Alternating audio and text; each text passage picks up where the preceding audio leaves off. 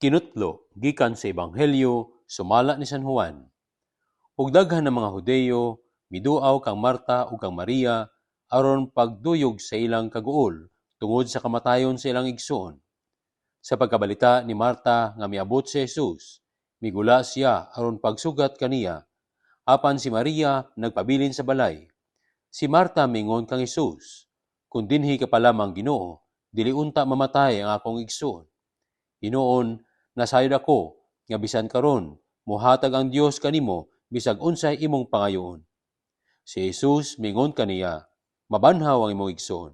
Siya mitubag, "Nahibalo ako nga mabanhaw siya sa katapusang adlaw." Ug si Jesus mingon kaniya, "Ako maong pagkabanhaw ug ang kinabuhi. Ang nagtuo kanako bisan tuod mamatay, mabuhi. Ug ang tanan nga buhi ug nagtuo kanako dili gayud mamatay. Mituo ka ba niini?"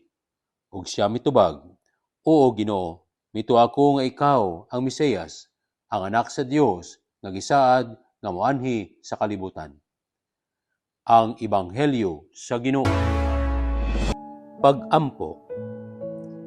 Ilabing dako ang kasakit o kasubo ni Marta sa kamatayon siyang igsoon nga si Lazarus o Ginoo. Walay kabutangan ang iyang gibati nga kagulanan. Wala siya kapugong sa pagtagbo kanimo aron lang pagpadayag niya kanimo ang iyang mga pangutana o pagmahay.